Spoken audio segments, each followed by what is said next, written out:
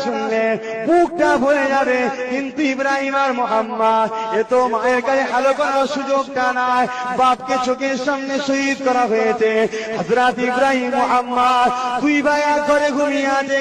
হঠাৎ রাত্রিরে বড় ভাই উঠে পড়ে মোহাম্মদ ইব্রাহিমকে তুলতে লেগেছে। ও ছোট ভাই ইব্রাহিম উঠে পড়ো, আর দেরি করো না, যাবার সময় হয়ে গেছে।